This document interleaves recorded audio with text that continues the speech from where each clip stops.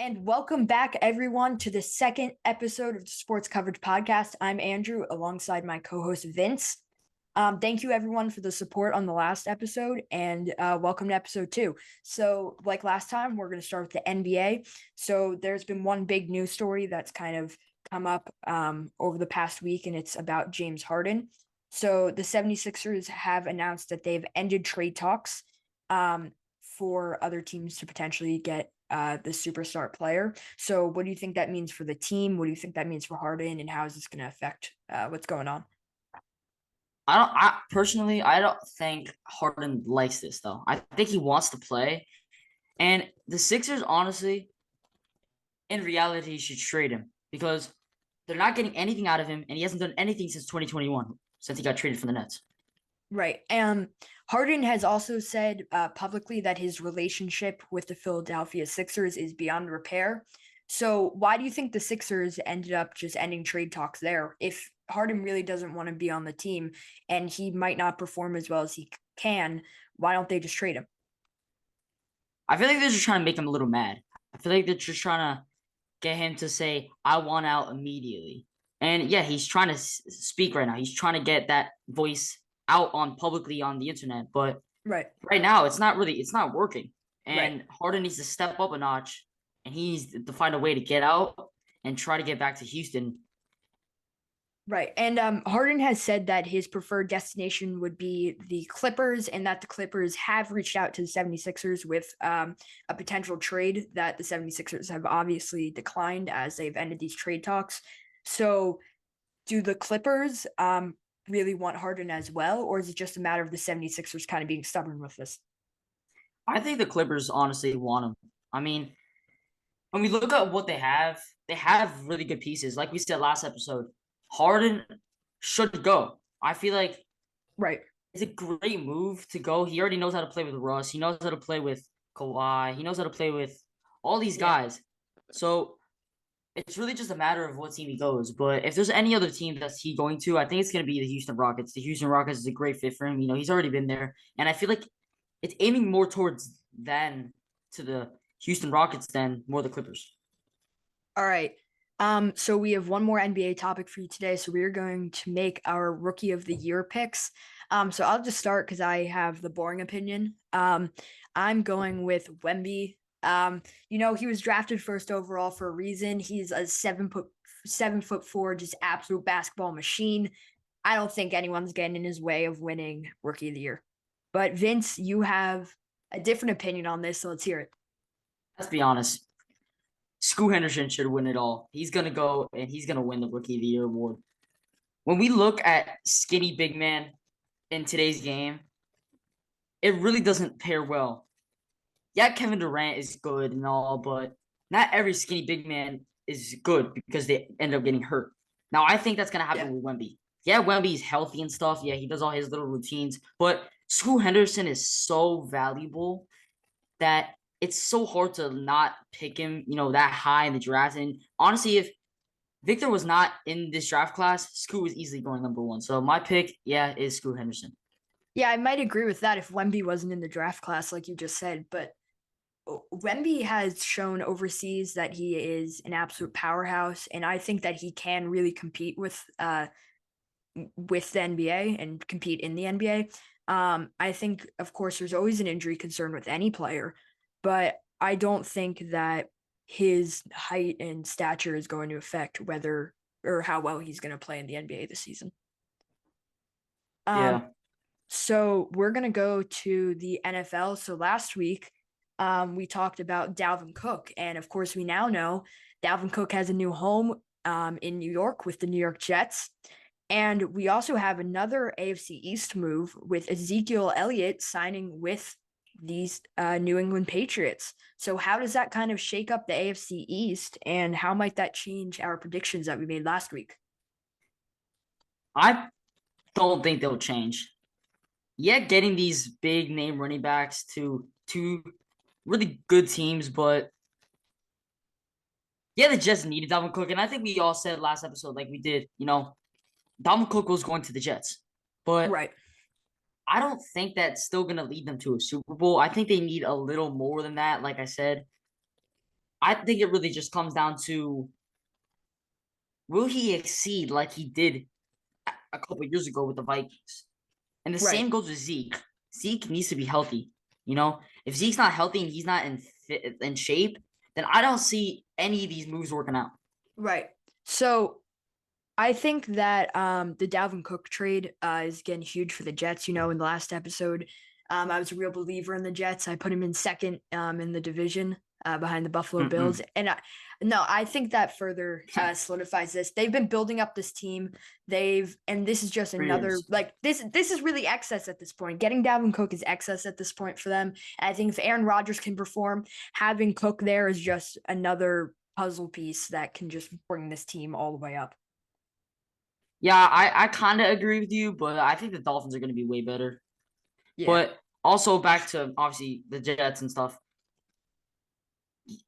Like I said again, like Cook really needs to exceed. He has a lot of pressure, with going to a big market like New York. And if he doesn't do well, I mean, he won't even see a home next year. So Zeke, let's just talk about Zeke for a second. So, the New England Patriots, we both ranked them last in the division, and I think that Zeke is a necessary step to rebuilding this Patriots dynasty that they had with Tom Brady.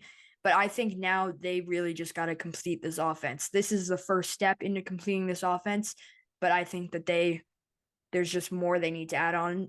But this is a good first step. What about you? I agree with you. I think it's just this one little step that they need.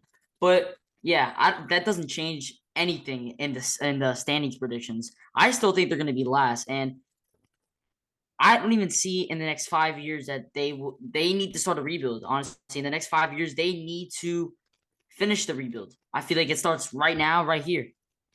Well, I think this is a start, and I think as Mac Jones like progresses more, we've seen him every year just get a little better and better, but like he needs he needs these weapons on offense to really be the Mac Jones he was in his Alabama days. Obviously, Alabama's a big powerhouse in college football, and I think that he needs the Patriots to be a powerhouse as well for him to perform well. And I think having Zeke on that team is just a huge piece of the puzzle. I'm going to keep saying it. I think this is a good start. Yeah. Um, so another big piece of news that came out this week is the number 4 overall draft pick this year by the Indianapolis Colts, Anthony Richardson, Go has been Gators. announced as the Colts week 1 starter. So um, that is a big piece of move or a big piece of news for this Colts team. So what do you think about it? I love the move as a Gators fan. I love Anthony Richardson. And, AR-15 was great, but there was times like watching the games that he would fool around. Yeah, he's a great Yeah. player, but he doesn't really think a lot. I feel like, you know, and this might just be me as a Gators fan saying this, but any other football fan, any other college football fan might not understand where I'm coming from. They might think, oh, he's gonna be the next Cam Newton, like he's so good, but he really isn't. It's gonna take some time to get used to, and I think it's gonna take Yeah. him like at least 3 years because he was shaky. You know, the Gators didn't really do that well last season, and his draft stock really increased because of that week 1 game against Utah, which I Right. was at, and that was an insane game. That especially that one, two or one of the touchdown or conversion he had through where he faked the throw, he rolled out, and then he threw it right to that his teammate, his receiver, and I think that really increased his draft stock even more, especially with Right. his like impressive runs and stuff, but as a Gators fan, I feel like you really have to be careful what you're doing with him because he can be very rusty. So I I agree with you for the most part. I think that all there were a bunch of big name players drafted this year, and I think they're all gonna take a little time. Um, it's gonna take them all a little bit of time to get used to the league, and I think that um, there may be one guy who just does amazing in his rookie season, like we've seen in the past, but I think it's going to be a Yeah. learning curve for a lot of them. And with Anthony Richardson, all the other a lot of the other guys that were drafted in the top 10 are from these big schools that play against these big names. So I think it might be even more of a learning curve for Anthony Richardson, especially on this Colts team. The Colts, I think, are starting with a new week one starter for the sixth or more year in a row. Yeah, that's a little crazy. And Yeah, that's definitely going to be interesting Morby. because Yeah, if they're these receivers are having to adjust to a new guy every year. So it's just how can Anthony Richardson make that adjustment go faster, and also how big is his learning curve going to be for him to be able to compete in the NFL? But I want to talk about, so how does this affect the Colts though? listen, it's gonna take some time. The Colts have a great team. You know, the offense is really, really smooth. I really enjoy that team a lot. But Anthony Richardson fits very well with that team. I feel like he's a great quarterback. But again, yeah, he is rusty. But to be honest, I really think that the Colts can exceed. Yeah, I agree with you. I think if all of the puzzle pieces come together, if Anthony Richardson performs the way they want him to, if he is able to show that he is a capable starter, I think the Colts will do well. But speaking of how the Colts are going to do, it is time for our weekly NFL standing predictions. And because we were just talking about Anthony Richardson, we are going to do the AFC and NFC South. Um, and we are going to start with the AFC as the Colts are in that division. So we'll see where he put them. So Vince, you can go first on this one. Alrighty. So in the first slot of the AFC South, I do have the Jags. I think Trevor Lawrence, Travis Etienne, Evan Ingram, all these big name offensive threats and defensive threats are very good. Yeah. I think this Jags team has improved drastically ever since coming back from that 27-0 deficit in the playoffs last year in the wild card. They did amazing. And they were just so close. And yeah, they played the Chiefs last year in the divisional, but it was the Chiefs. No one's gonna beat the Chiefs. They're the best team in football. Yeah. And as we saw, yeah, they end up winning the Super Bowl. But So if the yeah. Jags didn't play the Chiefs, I think they would have won. I think they would So, have went on maybe even to yeah. the AFC Championship. So I agree with you for the Jags definitely in first place. I think Trevor Lawrence if last year was a breakout year, I think he's going to have even more of a breakout year this year. I think Sure. that Trevor Lawrence has just a ton of promise in the NFL, even more than he's already shown to us. And I think that this Jags team is coming together with all the pieces that you've named already. And now that they've had a taste of the postseason, we'll see how far they can go from here. Yeah. And in my second slot, I have the Indianapolis Colts. Ooh, Anthony Richardson does have a chip on his shoulder, but listen, yeah, he again, like I already said, he's rusty, but he's gonna get in there and he's gonna ball. He has that dog in him already, as we know. He can run, run, run. You know, he showed it at UF, but yep. it really just matters on how the team performs well with him. Because they have the pieces, but can they exceed? Right. So I'm a little scared with my second pick because this could go a couple different ways, but I got the Tennessee Titans coming in second. So just hear me out. Hear me out here. They got Derrick Henry, who just is an absolute beast. They have just signed arguably one of the best receivers in the league in DeAndre Hopkins. Um, and the shaky part about this pick is Will Levis. So he was told that he was going to go top 10 in this year's NFL draft. And correct me if I'm wrong, he went in the second round, correct? The beginning of the second round? Yeah, I think it was the sixth or the third or something. I don't know. I Yeah. forgot the Okay. pick, but yeah. Well, he ended up going in the second round. So the question is, number one, why did that happen? And number two, can he play like a first round QB like draftee? So I think he is the big like what if piece of this team. Headline, yeah. Yeah, I think, but he now has D Hop as his number one target, which is just absolutely insane. And I think that really any quarterback can show off if they have D Hop in their receiving squad. And they have Derrick Henry, and if they run into an issue, they just hand the ball off to him, and he will hopefully get them a first down. So it's a little bit of an iffy pick here, but I got the Titans. Yeah, in my third slot, I'm gonna take the Titans. All right. Exactly what you said, but I think the Colts are gonna be way better. I think they're gonna be a little more organized. And yeah, I think the Titans have to get used to some of these pieces. But I do have to mention Traylon Burks. Watch out. It's a breakout season for him. All right. Well, that means I will be putting the Colts in third. So, and the reason for that is what I said about Anthony Richardson and his receiving squad and his just offense in general, the team in general, having to adjust to another new QB. And if the rookie's learning curve, how much that's going to be, how long it's going to take him to adjust, if he even can adjust, like we've seen some flops of rookies in prior years. So I think that it's another big what if, but I think it's less of a what if because Will Levis is going to be throwing to DeAndre Hopkins. So Yeah. and I think we both have the same last place. Yeah. The Houston Texans. Sorry guys again. It's not even a question. Yeah, listen.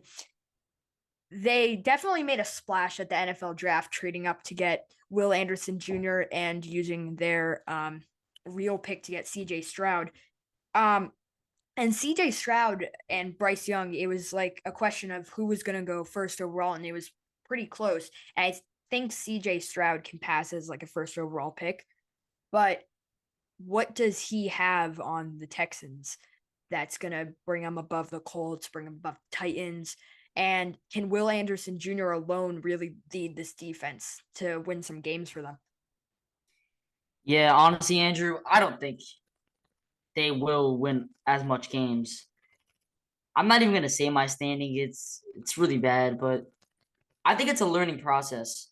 This team is so young and they have the right pieces, but it's gonna take at least 3 to 4 years to get used to.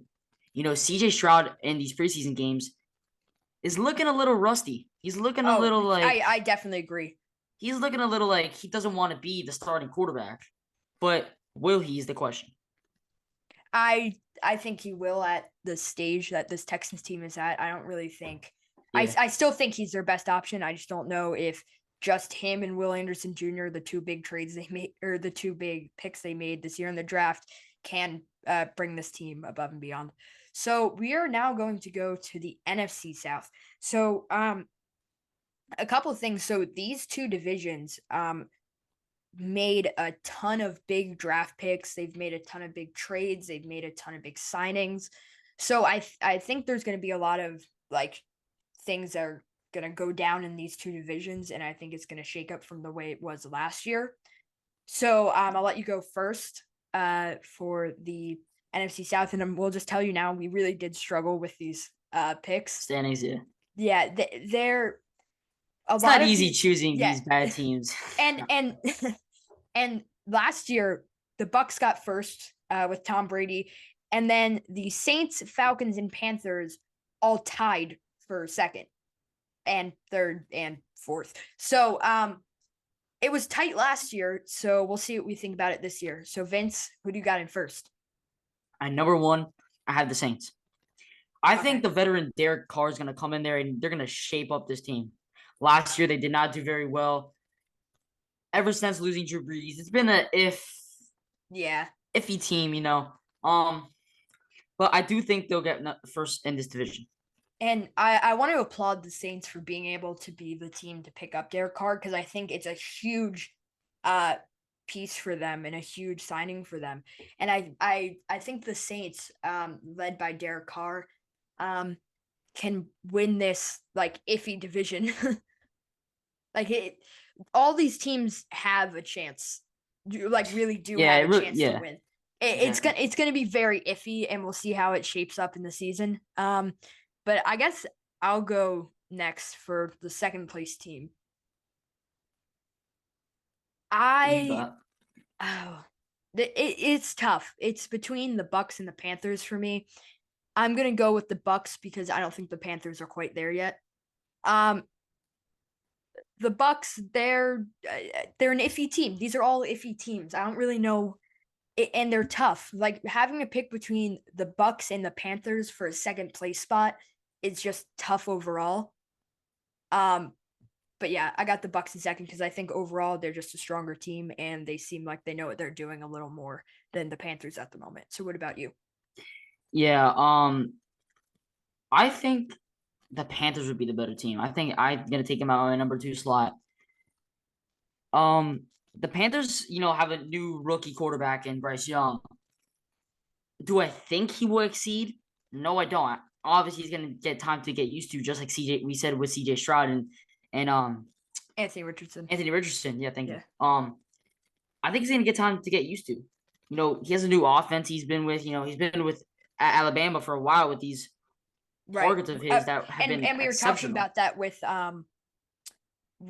Mac Jones earlier. Like Alabama is truly a powerhouse, and how can these guys that are going to get drafted very high overall kind of adjust to some just like mediocre teams from going from the top team in college football? Yeah. Yeah. So I think it's gonna get some time to get used to, but So yeah, getting Miles Sanders though as a running back, I feel like that's a oh huge move. Getting Hayden Hurst at the tight end yeah, spot, mhm. and I gotta say Jonathan Mingo, a great rookie. I think that was a huge draft pick by them. So I'm gonna put the Panthers in third, and only because these like all of these rookie quarterbacks are just scaring me when it comes to how their For teams are going real. to perform. Like Yeah. you've seen me talk about the Colts, the Texans, and now the Panthers. I don't I listen, I'm not saying I don't have faith in any of them. I think they're all going to exceed at the pro level, but I think it's a learning curve and it's going to take a year. Like look at Trevor Lawrence. He came into the league, he did okay. The next year he made it to the second round of the playoffs. I think this year he's going to do even better. So I think give it a year, the Panthers are going to get better, but right now they're in third. Yeah. On my third slot, I have the Falcons. I think Bijan Robinson and Kyle Pitts are gonna go crazy next year. Yeah, I think Kyle Pitts is like a iffy type. Will he do good? But yeah, I do think he will do good. I think both of those players are tremendous, and I think they're gonna ball out with this team. But again, the quarterback situation is tough. But I Yeah, do think Tyler Heineke will be the starter, and I think they're still gonna do good. So that's why I have him on my third slot. right. So I got the Falcons last. They listen, they again made a huge they're another team that made a huge splash at the NFL draft with Bijan Robinson and Heineke, like you said. Again, iffy iffy rookie quarterbacks and stuff, iffy rookies that may lead this team. And I just gotta put them last. I don't think the Falcons are going anywhere for now. Again, it's a good start. Like I said with the Texans, it's a good start for the Falcons. It's not this Exactly. year. It's not going to happen this year. Yeah, it's not. It really isn't because these quarterbacks have to get used to these systems. I feel like it was the same for. It's the same for every. You know, it's the same for every time. Like time a new quarterback's coming into the league, they have to get used to is Right. a system. Right. But And listen, obviously, yeah, Tom Brady won in his first year, right? Yeah, and, right. but he was off. Like he didn't play like for like a severe amount of time. So I feel Right. like getting to know his team kind of helped him Yeah. lead his team to the Yeah. Super Bowl. But obviously, in today's game, that's really not going to happen when you have And yeah. powerhouse of a team. And listen, I'm not saying that these rookies aren't going to perform Oh as they're yeah, expected. I just think it's going to take them a little bit. I don't think that these guys that are loading up on rookies like who are really some of these teams are built around rookies and I don't think that that's right now this year we're talking 2023-2024 season that's not currently going to get him in first place in any of these divisions. yeah, So and then you got the Bucks in last then, right? yeah. I do got like I don't really like the team as much. I will say I like Kalijah Cansey that picked ahead, but besides that, I feel like I don't really like this team as much. Like I feel like they're not very strong of a offense or defense. I think it's more like a rebuilding process. I feel like also after losing Tom Brady, it's gonna get some time to get used to. You know, they've had him for three years now. Yeah, three I years think now. so. Yeah, three. Um, but yeah, I don't see the Bucks doing that much noise this year. Yeah. I mean, I agree with you. I put them in second because I feel more iffy about the other teams, and I feel like the Bucks can kind of have like Yeah, a. I feel like they can kind of pull ahead and have a bit of a mediocre season, but I don't think they're going like anywhere in the long run. All right, so that is the NFL. That's what we got for this week. So now we are going to move to a new topic. We are going to talk a little soccer or football football. in other Yeah. countries. But so as of today, the day we're filming, tonight is the final of the Leagues Cup between Inter Miami and Nashville.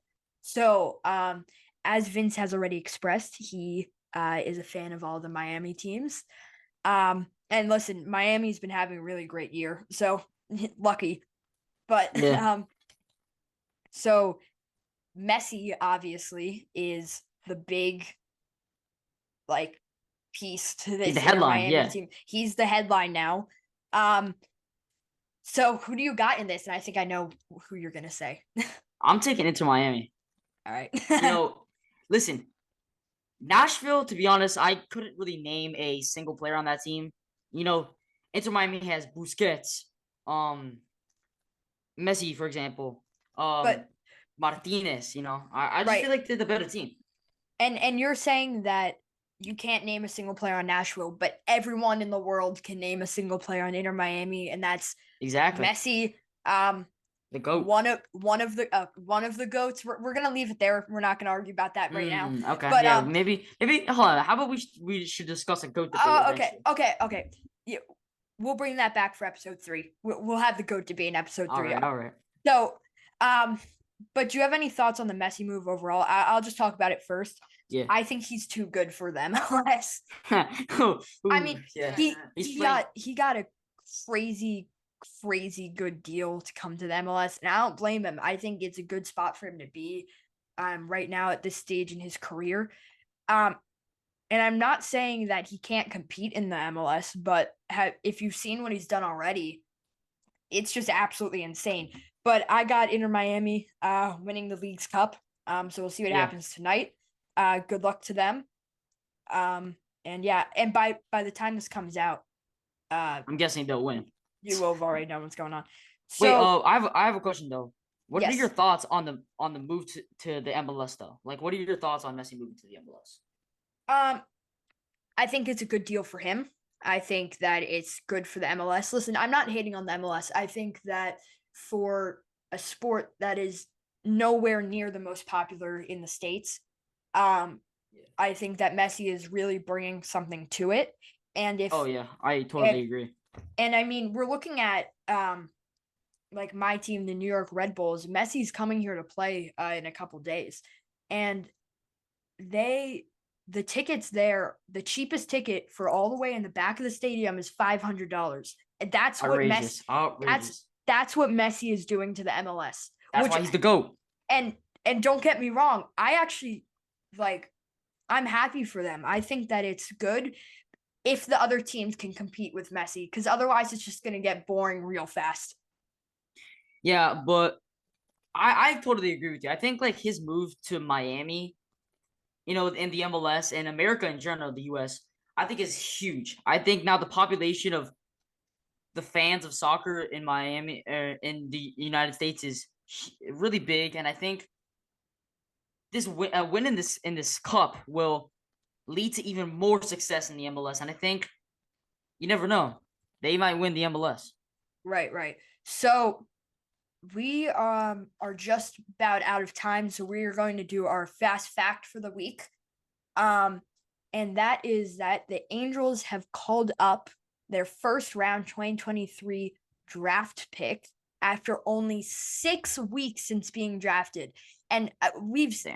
we've seen them call these guys up in the past, like maybe 1 year after being drafted. It's been 6 weeks, and I don't think the Angels are in that dire position. Like this guy just skipped all of AAA, and now he's in the majors, coming just straight from AA. Are they that desperate?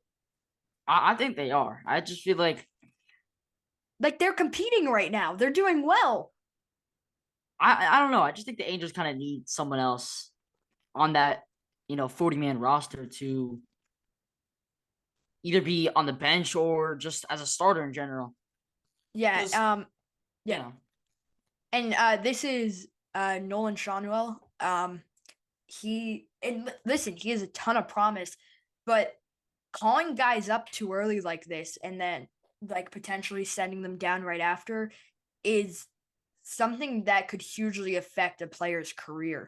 yeah, I think it might mess him up a little bit. If you call a guy up too early and they really haven't had time to develop, that's messing them up. And then just sending them down right after, that's messing them up even more from an emotional standpoint. So we'll see how this plays out, but Yeah. I think that um this player has a ton of promise, but what are the We have to Angels going to see. do with it? What are the Angels going to do with him? And is this really the right move? So that is going to do it for this week's episode of the Sports Coverage Podcast. I am Andrew alongside Vince. And we'll see you next week. Make sure to check us out on the Instagram, Spotify, and subscribe to the YouTube. Those are all over the screen right now. And thank you for listening.